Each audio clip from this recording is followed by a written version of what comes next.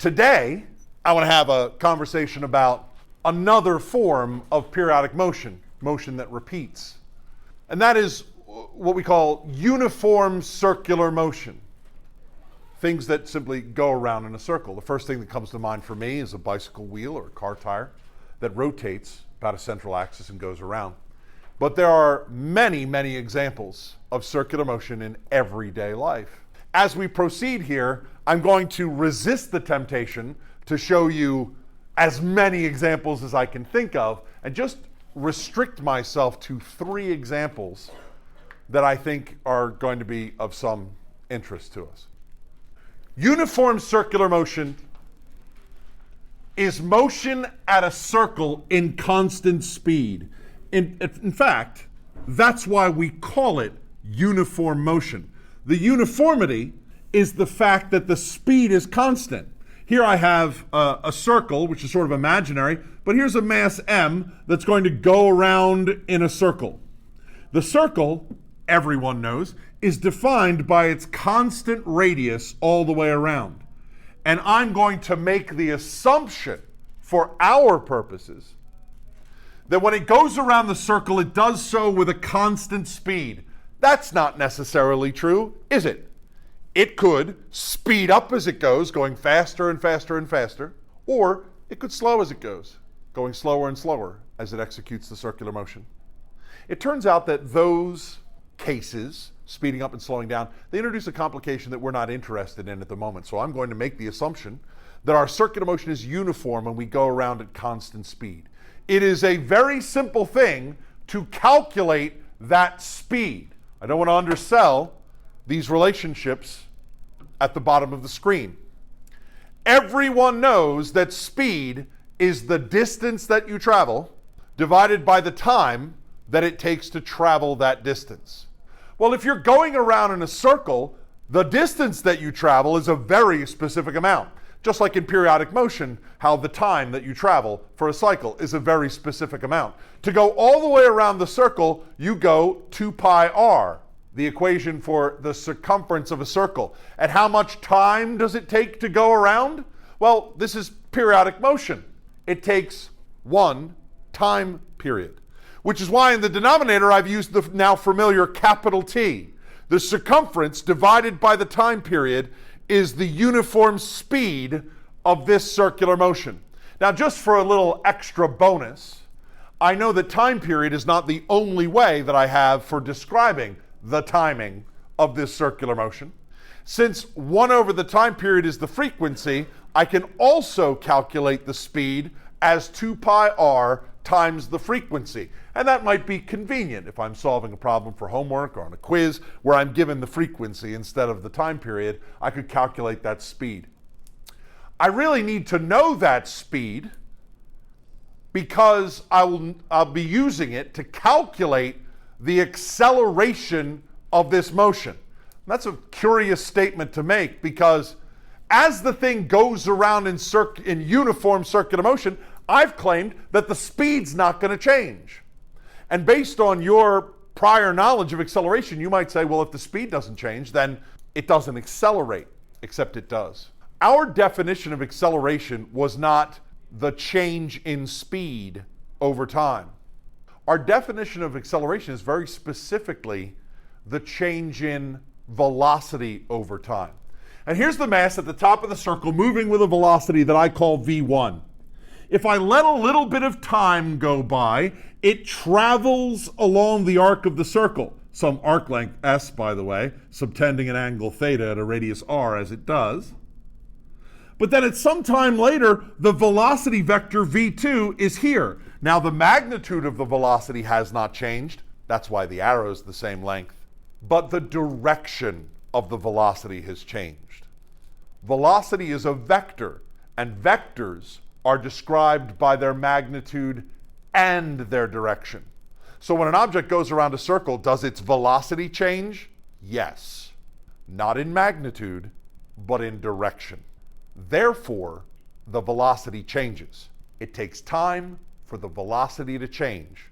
So circular motion is accelerated motion because acceleration describes a change in velocity. The acceleration of circular motion is called centripetal. Centripetal is a Latin term in two parts. Centri, meaning the center, and petal, to seek. The centripetal acceleration is called centripetal because it seeks the center of the circle. The object, as it executes uniform circular motion, has a velocity vector that is always turning toward the center. Centripetal acceleration.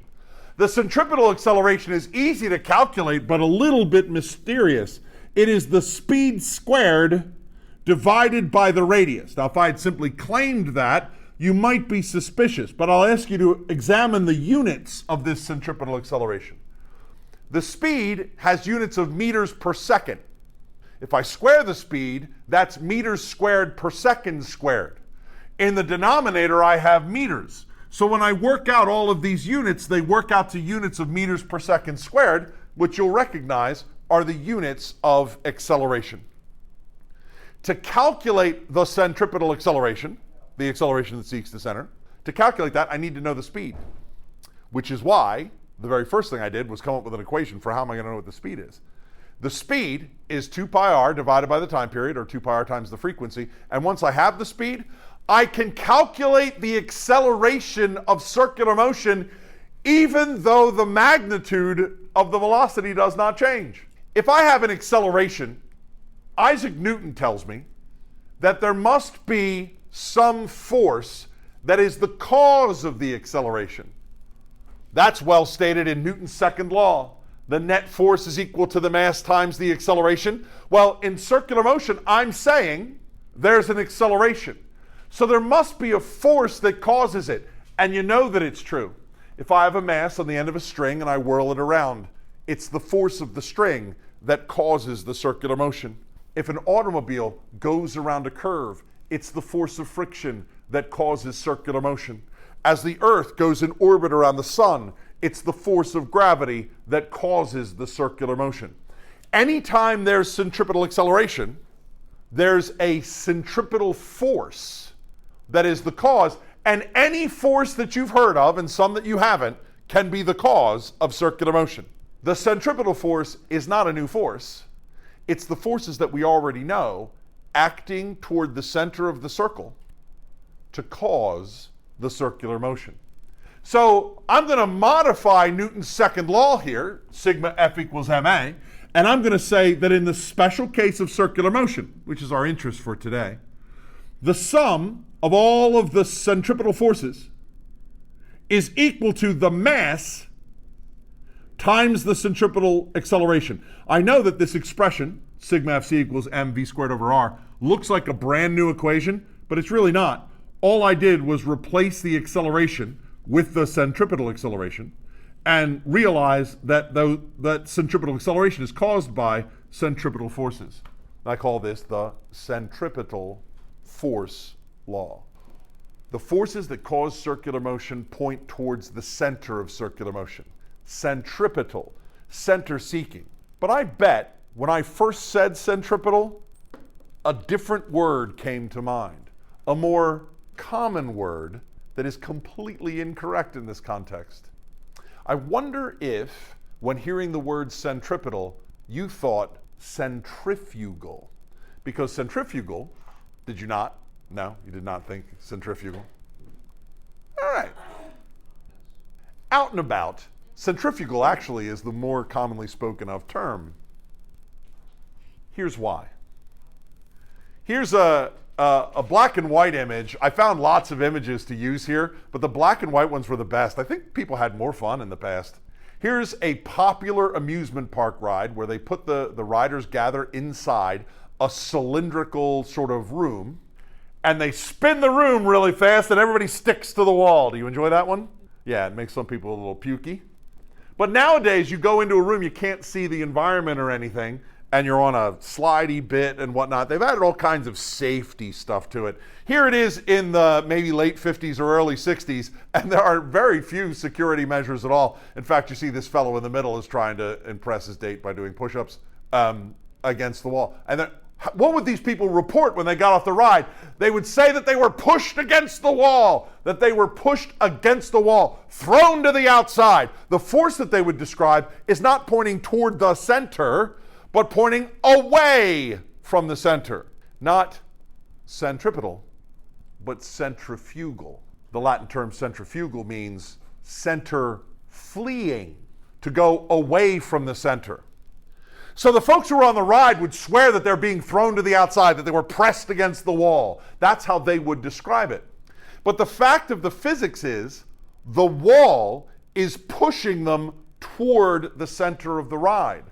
Against their backs is a normal force pointing straight towards the center of the cylindrical ride. And it's that normal force that constantly pushes them in a curved motion. Because in the absence of the wall, according to Newton's first law, the law of inertia, the natural tendency of objects to persevere in their motions in a straight line, if the wall suddenly vanished, they would fly off in a straight line. The wall is constantly pushing them towards the center.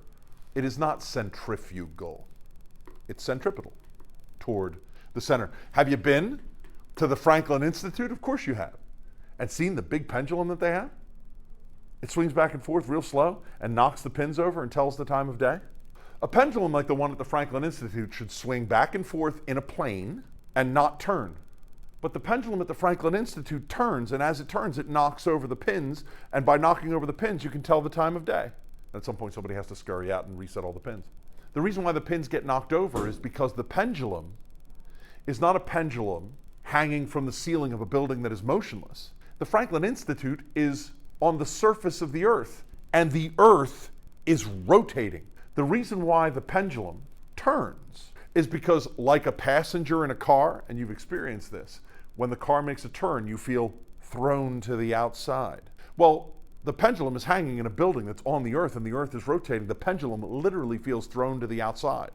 The turning of the pendulum is caused by the rotation of the Earth, but not because of a force throwing it to the outside, but the gravitational force pulling it towards the center, centripetal. Here's another amusement park ride. Amusement park rides give you the best examples of all these things. In fact, one of my major examples that I'm going to talk about today is an amusement park ride. But here's a famous one. The top bit spins around, and the folks sitting on the swings, as the thing turns, they sort of go outward, outward, outward, being pulled to the outside, right? Away from the center. Centrifugal. No.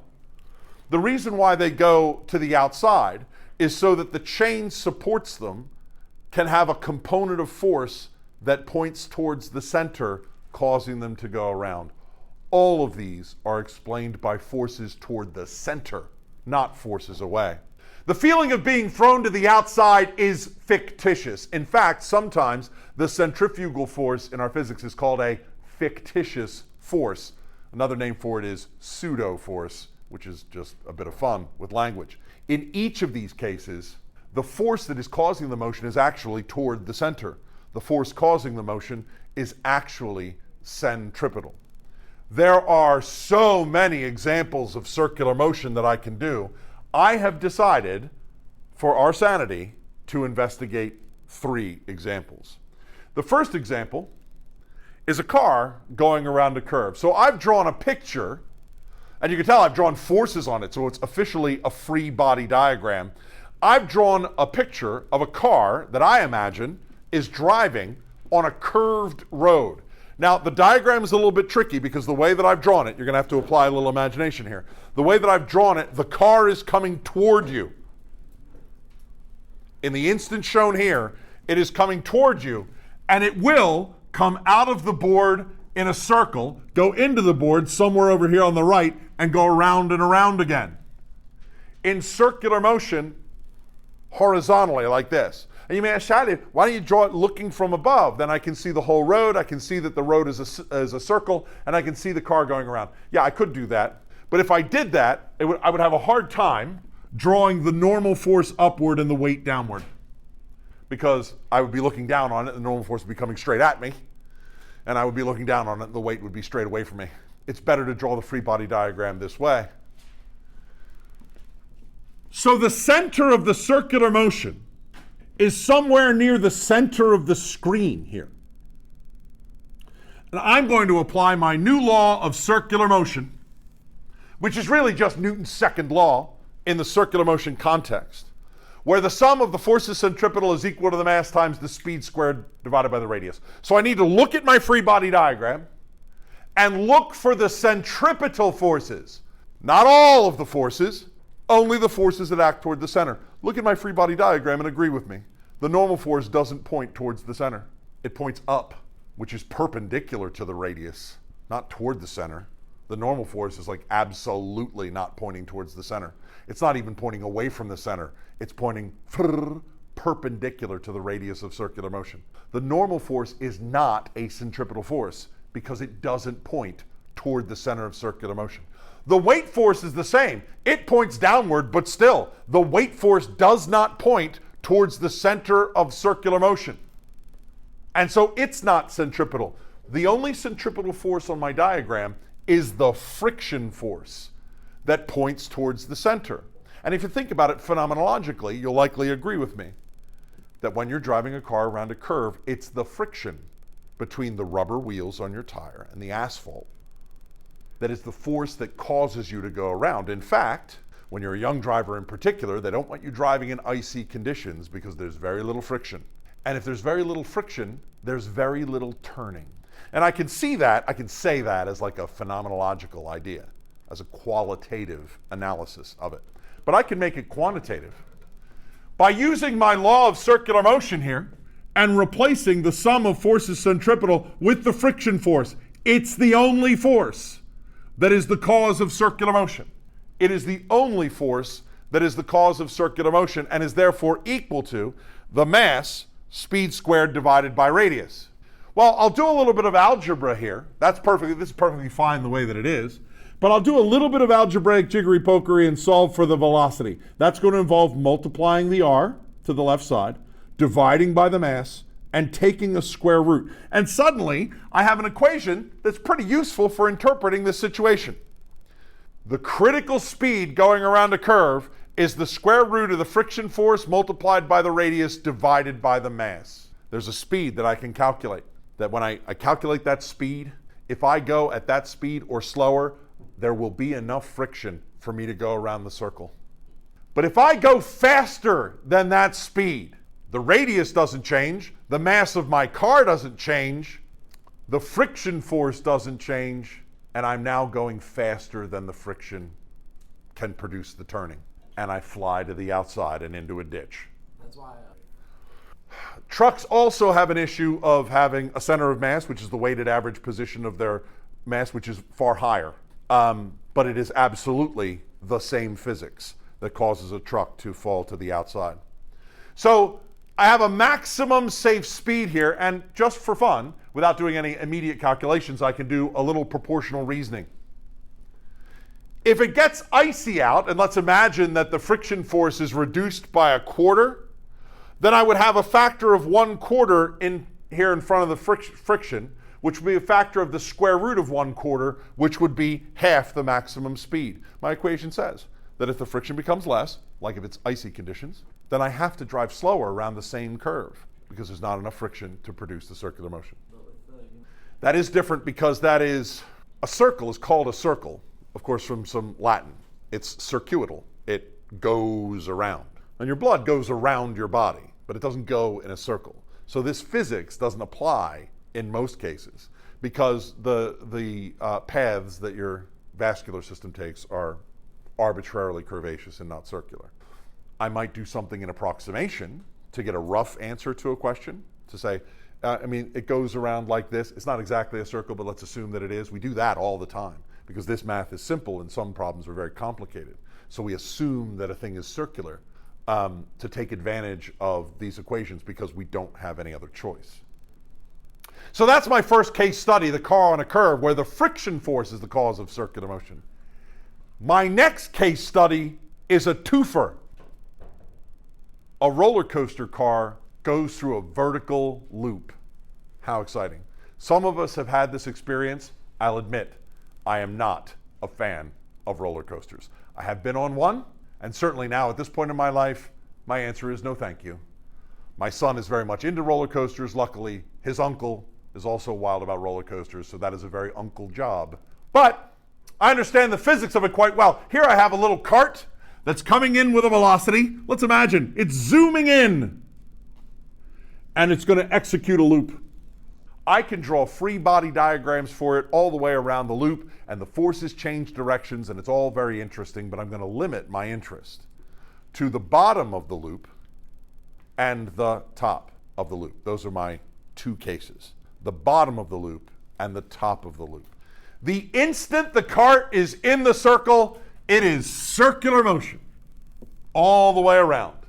And I want to investigate it, and at the very last, I'm rather happy about this because I'll get to solve a very interesting problem at the very end of this.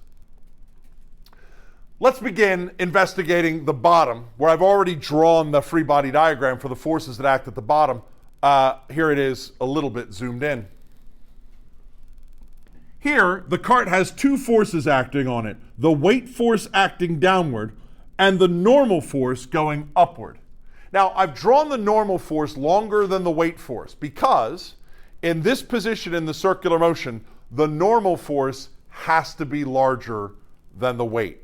The reason why is that the total force has to be toward the center. Toward the center in this case is upward. So for the total force to be toward the center, the normal force upward must be greater than the weight force downward. So the total force is upward. When I solve circular motion problems, towards the center is always the positive direction. So in this sense, the normal force is a positive force because it points toward the center, and the weight force is a negative force because it points away from the center.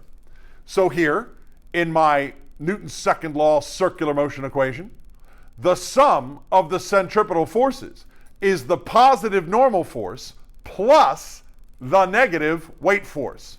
It's actually the normal force minus the weight, because the normal force points towards the center of the circular motion and is positive, and the weight force points away from the center of circular motion and is negative, is equal to the mass, speed squared divided by radius.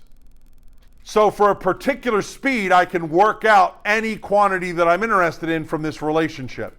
In a bit, we're going to practice problems like these, and you'll see how we can use this equation to do calculations. All I need to do is realize that I'm investigating the case at the bottom of the vertical loop, and then this is the relevant equation from Newton's second law.